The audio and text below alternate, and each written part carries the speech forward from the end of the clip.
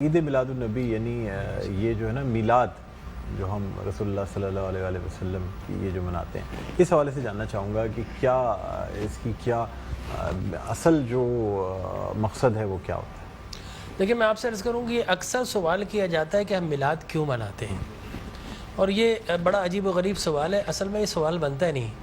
سوال یہ ہے کہ ہم میلاد کیوں نہ منائیں، یہ سوال ہے. یہ سوال ہی نہیں کہ ہم میلاد مناتے ہیں، یہ بتائیے کہ میلاد کیوں نہ منائیں. آپ کوئی ایویڈنس ہے ان قرآن کے اندر منع ہے؟ جواب آتا نہیں. احادیث مبارکہ میں منع ہے؟ جواب آتا نہیں. کیا صحابہ کرام رضوان اللہ تعالی علیہ مجمعین نے منع کیا؟ جواب آتا نہیں. بڑی عجیب غریب بات ہے کہ آپ منع کرتے. اچھا جناب یہ دیکھیے کہ میں بڑے سادہ الفاظ میں بتانا چاہوں گا کہ اسلام کیا ہے. اسلام 4 چیزوں پہ مشتمل ہے. حضور نے جو فرمایا وہ اسلام ہے، حضور نے جو کیا وہ اسلام ہے، اور حضور نے جس سے منع کر دیا وہ اسلام ہے، اور حضور نے جس سے منع نہیں کیا وہ بھی اسلام ہے. لہٰذا اگر کوئی آج کسی چیز کو منع کرتا ہے، اس کا مطلب یہ ہے کہ وہ اسلام کے منہ میں اپنی بات ڈال رہا ہے. اب نہ اللہ سے بھول ہوئی نہ رسول سے بھول ہوئی. قیامت تک کی ساری ناجائز چیزوں کو قرآن مجید اور احادیث نبویہ میں بڑے بڑے بورڈ لگا دیے گئے کہ these are the prohibited thing, یہ حرام ہے، یہ حرام ہے، یہ حرام ہے. بڑے بڑے بورڈ لگا دیجیے. اور دیکھیں طریقہ اور اصول بھی یہی ہے کہ ہر جائز چیز کا نہیں بتایا جاتا. مثال کے طور پر اگر آپ کو کہیں جانا ہے تو آپ نے کبھی زندگی میں بورڈ نہیں دیکھا ہوگا کہ الاؤ ہے ادھر آ جائیے، نہیں، یہ کہیں نہیں لکھا ہوگا. ناٹ الاؤڈ ہوگا وہاں ضرور لکھا، جہاں ناٹ الاؤڈ ہوگا، پروہیبٹڈ ایریا ہوگا، وہاں پر بورڈ لگا ہوگا کہ یہاں داخلہ منع ہے. لہٰذا قرآن و احادیث میں بھی بڑے بڑے بورڈ لگا دیے، حرام، یہ حرام، یہ حرام. اور مجھے کہنے دیے ڈاکٹر صاحب اللہ کا نبی بنیادی طور پر ہر جائز کام کروانے نہیں آتا. بالکل نہیں. دراصل اللہ کا نبی ہر ناجائز کام سے روکنے کے لیے آتا ہے. اگر جائز کام کی اگر جائز کام کروانے آتا اور جائز کی فہرست بنتی تو قرآن 30 پاروں پہ نہیں 30,000 پارے بھی کم پڑ جاتے کہ یہ بھی جائز، یہ بھی جائز، یہ بھی جائز، یہ بھی فہرست، ایک پوری فہرست بن جاتی. کہاں تک ہم قرآن حفظ کرتے. لہٰذا قرآن کے اندر اللہ کو جو ناپسند چیز ہے ان کا بیان ہے، اللہ کو جو پسند ہے ان کا بیان ہے. ہر جائز چیز اللہ کا نبی کروانے نہیں آتا. اب اگر بنگلہ دیش کے لوگ رہنے والے اگر پوری زندگی اگر چاول کھاتے اور مچھلی کھاتے، ان سے یہ نہیں پوچھا جائے گا باجرے کی روٹی کیوں نہیں کھائی، تم نے گندم کیوں نہیں کھایا، تم نے فلانے نہیں کیا، نہیں پوچھا جائے گا. اگر اسی طرح پاکستان کے رہنے والے مچھلی روزانہ نہ کھائیں تو ان سے نہیں پوچھا جائے گا کہ یہ بھی تو اللہ کی غذا تھی، جائز تھی، تم نے یہ کیوں نہیں کھایا. نہیں، ہر جائز چیز اللہ کو مطلوب نہیں ہے. اللہ کو مطلوب یہ ہے کہ ہر ناجائز کام سے روکا جائے. لہٰذا اللہ کے پیارے حبیب نے قیامت تک کی ساری ناجائز چیزوں سے منع کر دیا. نہ اللہ سے بھول ہوئی معاذ اللہ، نہ رسول سے بھول ہوئی. دین مکمل ہو گیا. اب اگر کوئی یہ کہتا ہے کہ یہ ناجائز، یہ بدعت، اس کا مطلب یہ ہے کہ کیا تجھ پر وحی نازل ہو گئی؟ باب نبوت تو بند ہو چکا ہے، اب تو کس بنیاد پر کر رہا ہے؟ دیکھیے اب کس بنیاد پر تم منع کر رہے ہو. اور میں آپ کو بتاؤں ڈاکٹر صاحب، یہ دین کا مسلمہ اصول ہے کہ کسی چیز کے جواز کے لیے کوئی ضعیف حدیث بھی کافی ہے، لیکن کسی چیز کے حرام یا بدعت ہونے کے لیے قرآن اور احادیث کی نص قطعی چاہیے آپ کو، اور حدیث متواترہ چاہیے. اس کے بغیر آپ کسی چیز کو حرام نہیں کر سکتے، اس لیے کہ اسلام گلا گھونٹنے کے لیے نہیں آیا، اسلام تو راحتیں دینے کے لیے آیا ہے. لہٰذا جو ناجائز چیزیں تھی اسلام نے وہ منع کر دی 1400 سال پہلے. اب اگر کوئی کہتا ہے کہ جناب آپ میلاد کیوں مناتے ہیں، تو میں کہتا ہوں یہ سوال ہی نہیں. بڑے احمق لوگ ہیں جو جائز کی دلیل مانگ رہے ہیں. ارے بھائی دلیل تو ناجائز کی ہوتی ہے، لہٰذا آپ ناجائز کی دلیل دیجئے. گا قرآن میں منع کیا کہ احادیث میں، بلکہ اب میں یہ کہتا ہوں اس بات کے بعد آپ قرآن پڑھیے. اللہ تبارک و تعالی نے 5 نبیوں کا میلاد قرآن میں بیان کیا ہے. حضرت آدم علیہ الصلوۃ والتسلیم کے میلاد نامے قرآن کے 5 رکوع پر متفرق. پہلا واقعہ ہی میلاد نامہ آدم ہے. فرشتوں کو جمع کیا، میں آدم کو پیدا کرنے والا ہوں، کیا کریں؟ سیلیبریشن کرو.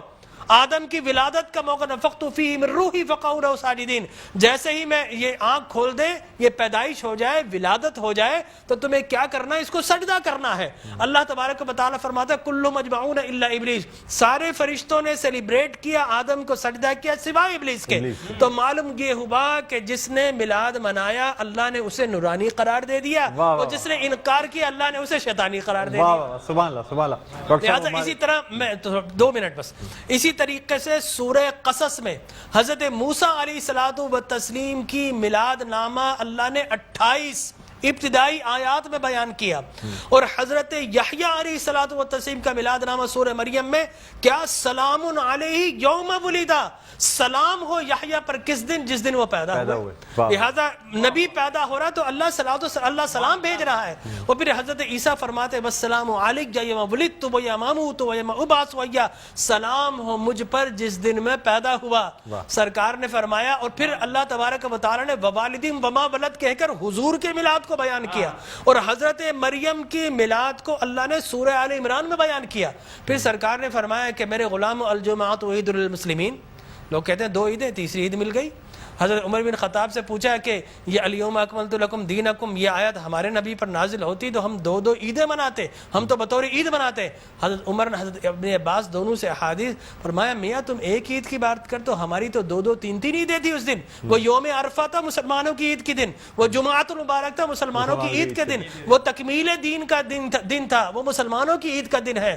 لہٰذا یہاں پر تو پہلی، دوسری، تیسری، چوتھی، 5ویں نہ جانے کتنی عیدیں، اور صحیح مسلم کی حدیث مبارک رسول اللہ نے 5 عیدیں بیان فرما دی، ایام تشریق، یوم نحر، اس کو سرکار نے عید قرار دیا۔ لہٰذا معلوم یہ ہوا کہ سرکار دو عالم، اور پھر میں عرض کر رہا تھا کہ آدم پیدا ہوئے، فرمایا الجمعۃ عید للمسلمین، جمعہ مسلمانوں کی عید کا دن۔ فرمایا رسول اللہ کیوں؟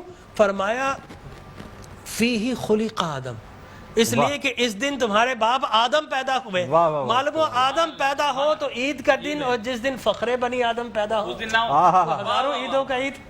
یہ عید بھی ہے اور یقینی طور پر جشن بھی ہے۔ دیکھیے حضرت عیسیٰ ابن مریم علیہ الصلوۃ والتسلیم پیدا ہوتے نا، اللہ تبارک و تعالی حضرت مریم کے پاس پینے کے لیے کچھ نہیں تھا، اللہ فرماتا وَهُزِّ إِلَيْكِ بِجِذْعِ النَّخْلَةِ تُسَاقِطْ عَلَيْكِ رُطَبًا جَنِيًّا، اے مریم گھبرا مت، اللہ کے میرا نبی آنے والا، اس کی ولادت ہونے والی ہے، یہ سوکھا ہوا درخت ہے، اس کو ہاتھ تو لگا۔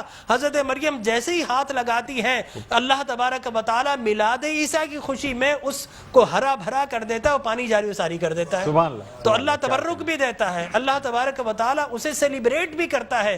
تو یقینی طور پر میلاد النبی صلی اللہ علیہ وسلم کے اگر جواز کی آپ بات کریں گے صبح ہو جائے گی، میں قرآن سے بھی بیان کرتا رہوں گا، میں احادیث نبویہ سے بھی بیان کرتا رہوں، لیکن ناجائز کی ایک دلیل اگر کوئی ہمیں دینا چاہے تو ہم موجود ہیں میٹرو ٹی وی پر، کوئی ایک دلیل ہمیں دے دے۔ لوگ کہتے ہیں بدعت بدعت، یہ بدعت، او بھائی بدعت ہر نیا کام بدعت نہیں ہوتا، ہر نیا عقیدہ بدعت ہوتا ہے۔